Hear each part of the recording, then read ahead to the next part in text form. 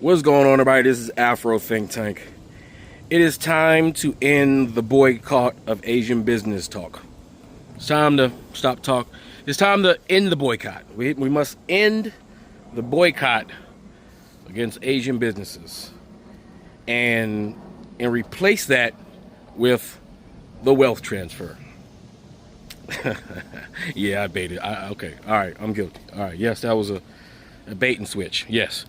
And the reason why I say that is because a boycott suggests that we're going to go back. You know, a boycott is a temporary thing, right? You know, and is an action that you do specifically, you know, usually to get political concessions, get economic concessions, and then you go back. It's a threat, right? Boycotting, right? But this is not a threat. We're not seeking a solution with a different group of people, right, per se, in order for us to come back.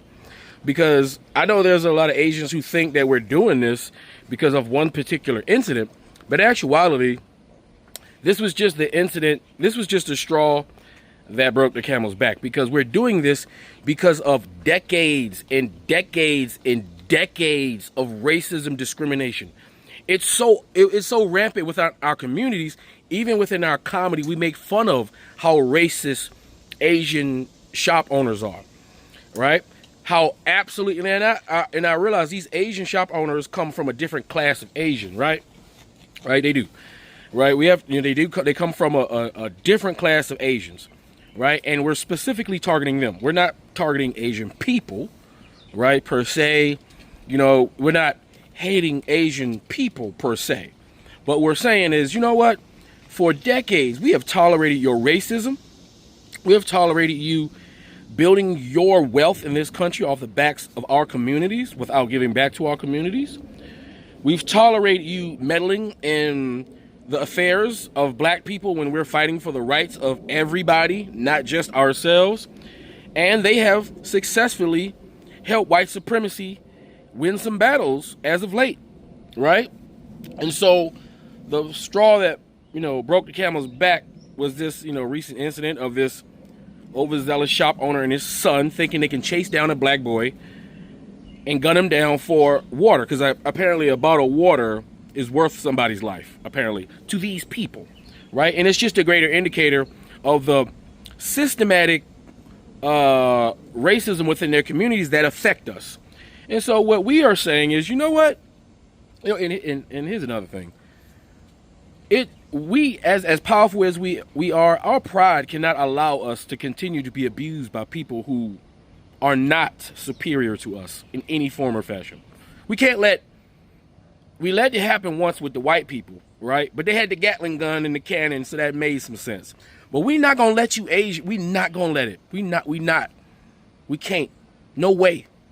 It will be disrespectful to the greatness of who we are to allow that to happen. So finally, after decades of black people saying, man, stop shopping at these Asian places. Stop shopping at these places. Stop shopping at places that don't appreciate you. Stop shopping at places that put stores in your community, and then when you go in there to patronize it, they follow you around and automatically deem you as a criminal. Stop it. Stop giving them your money, right? And at the same time, we're saying, why don't you patronize your own businesses? Patronize that black business over there. The reason why the black businesses couldn't get started, couldn't get a good head start, couldn't get some momentum is because the convenience of the already established Asian businesses that we kept going to that were just right around the corner, right? Everything was conveniently located in a small little mini mart, just a few minutes walk from your apartment complex, right? And so, yeah, it was convenient, and I understand that, right? But, you know, it's time for us to make ourselves uncomfortable, right? So that we can help and bolster our black business entrepreneurs and owners, so we can make sure that they get enough revenue so they can afford to set up shop in those little mini marts, you know, just a few minutes walk from the apartment building. I've always wanted to see a black beauty supply store open up right next to the Asian beauty supply store. So if you put that black beauty supply store right next to that Asian beauty supply store in a black neighborhood, I guarantee you, black people would just start to go into the black community the black store. It's not that black people, we don't want to shop with ourselves. We got to stop self-deprecating. We like to self-deprecate ourselves as a community, right? And we think that's holding ourselves accountable. We think self-deprecating ourselves as a community is a way to show that we understand that we have our own particular issues, right? But that's just not a proper way to do it. The real reason is because it's just not convenient. But has it become convenient? That changes everything. 9 times out of 10, you put a black beauty supply store and you got the black aesthetic, is looking Afrocentric, is looking powerful, looking real, and you got the Asian beauty supply store. I guarantee you walking in that black beauty supply store. Because when you walk in there, you're going to feel like you're home, right? I guarantee you, if you set up the black beauty, black nail salon, nail tech salon right next to that Vietnamese or that Korean nail salon, right? You give it that nice Afro look, you know what I'm saying? You got the real music that we listen to playing in there. You got the aesthetics, then the colors. I guarantee you, them ladies going to walk into the black one because they're going to feel like they're home. Rather than going to the other one where they speaking in different languages, talking shit while providing the service at the same time. You know what I'm saying? So I'm just saying that we're not boycotting no more. The boycott was the beginning. That was level 1. All right. Now we're moving to wealth transfer. That's level 2. Okay. And then we need to perfect group economics. That's level 3. We've been needing to get the group economics for a while. We've been needing to get the group economics for a while. But that requires us to patronize, to make rich, to make successful the business entrepreneurs that's taking the time and doing the work to try to provide their community with services. And now that you can order things online, certain products and services, we have the ability to circumvent the Asian commercial industry that try to hide suppliers from us, right? The ones in America. Because let me tell you, those ones in China, the suppliers, they're not trying to hide anything from nobody. They equal opportunity business entrepreneurs. They will sell you. What do you want? What do you want? They've never, as a matter of fact, the Asian American community has thrown the Asian community, their continental Asians, under the bus because they're trying to stop those people from getting new suppliers to sell their products. Think about how much money the Chinese distributors and manufacturers could make if they were plugged into the African community and we were able to get wholesale supplies so we can sell our own stuff. Just imagine, right? But they have been stopping their continental Asians from reaping the benefits of an even bigger market. And they've been stopped all so they can keep it for themselves, right? When you walk into their stores, they don't clean their stores the way they should. We all know that those Asian establishments don't be the most hygienic. We know it. And we know they must not be no code instructors going through there, because if they did, most of them be shut down. We know it, especially the restaurants, right? And we know what happens in them restaurants. We know what happens in them restaurants. And they don't exactly have the best customer service here in America. We know that. They're not exactly top tier customer service. They're not providing you that. We know that. I ain't never been in any Asian establishment in America with top tier customer service. They're just like everybody else. They take forever. They wait. It's just, semi-rude. It's, they haven't perfected that here, right? So if that's the case, if we're going to get subpar service in an unhygienic establishment, and we're going to be disrespected at the same time, we got to go well beyond a boycott. We got to just take our money and put it back in our communities. You see, we got to rotate the money within our communities. We keep saying, oh, look at the Jews, look at these people. The Jews rotate their money in their communities. They go spend their money with just Jews. Jews. They go out their way to spend money with just Jews, right? And we look at that, we admire it, right? And it also offends us because, we can't tap into that economy, right? But that's okay. They're supposed to do that. That's how they keep their cohesion. We can do that. And because we're so rich and successful, right, and popular, all we need is to do that. We don't need nobody else. Nobody can boycott black people once the wealth transfer happens. Nobody. You can't. There's no white people that can boycott black people. There's no Asian that can boycott black people. There's no Latino that can boycott. And when I don't even want to say Latino, because Latino's not even a race, right? Right? Look at the Kai Cenat thing. Kai Cenat, all right, the black guy. This guy has streaming university, right? Currently, right now think about this shit, right? currently right now, with all going on, with the issues the black and Latinos have with them throwing us under the bus and basically saying F us, right? With the issues of Asians throwing us under the bus and them saying F us, they got the nerve to still want to be included in something he doing. Casanat, Streaming University. They're mad because he is empowering and emboldening and elevating and platforming black content creators. They are upset and offended that they can't participate. Why don't they just boycott? Where is the Latino Casanat? Where is the Latino, Streaming University? Where is the really popular Mexican, right, or Salvadorian, Venezuelan, right, Cholo? Where's the Cholo University? And how come y'all can't gather the Cholos together and make something big and spectacular just for y'all? It's a whole bunch of y'all, right? Right? Y'all successful, right? Y'all unifier, right? Y'all know how to work together as a community, right? Y'all so much better than us and so much organized and all that shit. Why can't y'all organize your own Latino university and just highlight all of your Latino social media artists? Why do you need the power of Casanat, the black guy? He's just one dude. He's just one streamer. Asian, same thing. Are there not enough Asian people to patronize your Asian businesses? I mean, if you guys are so unified and so successful and so much better than us and you're making all this money, that means there should be plenty of Asian people to go in your Asian nail salon shops to keep you guys afloat if you guys are so successful. There should be plenty of Asian people, right, to go inside your liquor stores and buy up your alcohol.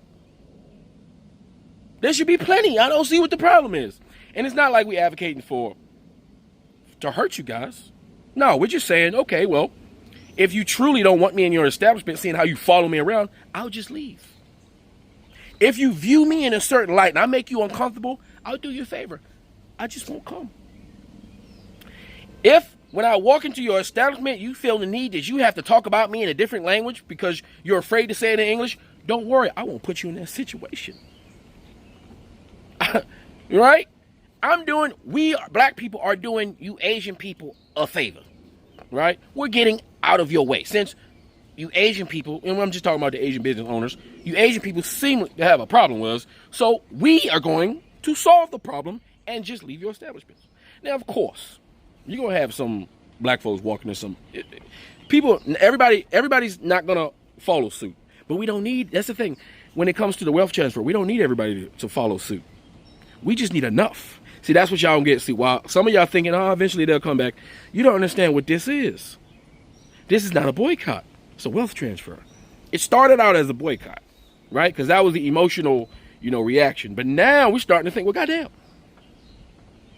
Now that black people are forcing themselves to buy black, they're realizing, well, goddamn. It wasn't so bad over here, And now that the black entrepreneurs are finally getting the opportunity to get customers, they are pulling out all the stops. Because now they have to provide customer service. Because now black entrepreneurs have to compete with other black entrepreneurs. Black nail techs have to compete with other black nail techs. There it is right there. You see, we need to promote and push competition between black people in the industry. Because competition brings progress. I want to see black nail tech over here and another black nail tech over here competing for customers. May the best one win. That's what I want to see.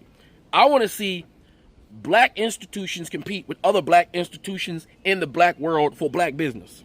Because there's enough for us, and we know we make enough money. We got enough money. You see, we black people can patronize our business solely.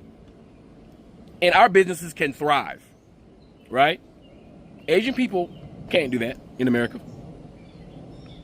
Latinos can kind of do it. Latinos can do it, right? Latinos, because there's enough of them, and they know how to do it. I see them doing it. They know how to do it, right? Latinos can do it, right? I've never seen the Asians do it. I don't think there's enough of them over here to do it. Maybe they need to get the white people to come to their stores, But you see, the white people, let me tell you, and there's the thing about Asians don't understand. The white people going to do what we do. And we know it. You think that white lady in North Carolina going to go to that Asian nail tech when she can go to that black nail tech? because you keep forgetting we are the culture. You think if a white, Taknisha, the white one, you think when she want to get her nails done, her 12-inch goddamn acrylics, you think she gonna walk and get her thing done by the Vietnamese? Because she know when she walk in there, they talking shit about her ass too. And she don't understand them. You see, when that white Taknisha walk into the black nail tech, they gonna talk about her in English. And she gonna laugh because it's gonna be funny. Right? If they gotta say something, it's gonna be said for all to understand. It's gonna be very transparent. They're gonna have a good time up in there. Them white ones gonna come to the black one because that's where the flavor is. That's where the seasoning is. That's where the colors is. That's where the vibe is. So that where we go is where white people go. And we know that. Despite the institutions created by white people, we know white people love us. And they will give us their money. Anywhere we go. When a black food, let me tell you something. When African Americans create restaurants, I don't know why y'all think we don't sell food. Black people got restaurants all over America. We probably got more restaurants than you. I don't know what makes you think we don't do what you do. And guess who come in there? Everybody. White people love our food. They will spend every one of their dollars on our food. Now, for black folks, we walk past African-American restaurants, we're like, damn, I'm cooking that at home. That be the issue sometimes. We're like, well, shit, that's the same shit I got in the fridge, right? It can be like that. But sometimes we don't want to cook and we go get it, right? But white folk, listen, black people, and where I'm from, shit, black people go straight to the white neighborhood and set up a soul food restaurant. Healthy one, too. We set up shop in the white neighborhood and set up a goddamn vegan restaurant right there. Them white folks be in there every day for lunch. It will guarantee be successful. It's already happening everywhere. There's black restaurant franchises popping up everywhere. And as soon as they pop up, black people can't wait to go there. They're established. They don't go nowhere. Because we do, in fact, patronize each other. We just don't have the conscious wherewithal to know that we're doing that. Usually you got to see everybody kind of see if people doing it. You're like, if people doing it, I'm going to do it. Right? Once you see the flow of traffic, you start going with the flow of traffic, right? And so it's been trickling, but now the flow of traffic going fast, and now black folks, we all in our lanes. And we all going to the same place. Ain't no clutter. We going, right? So yeah, we not boycotting no more. We beyond boycott. Boycott is weak shit now, right? We'll find some shit to boycott later, right? But when it comes to these establishments, and let's be clear on what establishment we are talking about. We're not talking about large major chain corporate establishments, because they're usually so large, they're owned by conglomerates and all that. You got like international grocery stores and stuff, that seem like Tiger Mart and international grocery. See, those conglomerates, what we expect from them, like large grocery store conglomerates, we expect for them to have the quality foods that we want and provide customer service. Those are large big box conglomerate. We'll go into those establishments. But your little mom and pops, your little onesies and twosies that shut up little shops in our neighborhoods that enriched and paid off y'all houses and shit, and that took care of your children's college education, and that took care of your entire family in Asia. The black community has been taking care of Asian communities all around the world via money transfer for the last several decades. Yeah, that part, that's over. If you Asian people can't make yourself successful enough to make yourself an international big box conglomerate, then I don't know what to tell you.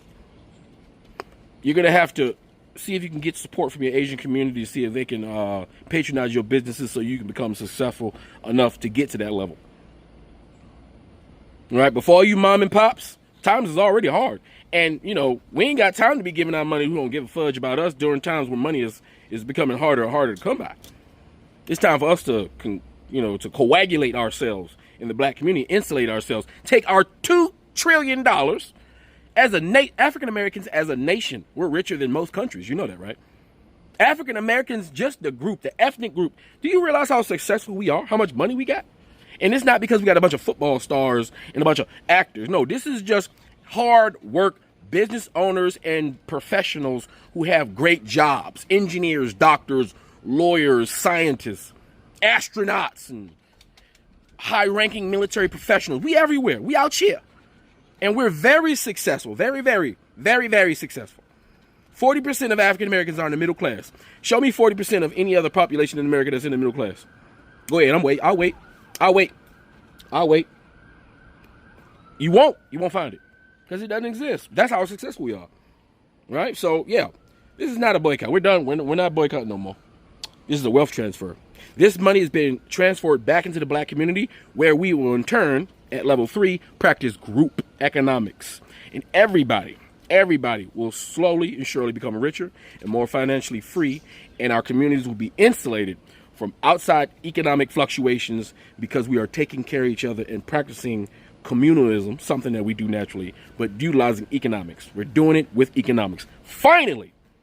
And I just want to give a shout out to that one Asian dude that did the absolute worst thing you can possibly do to black people, and that's challenge us.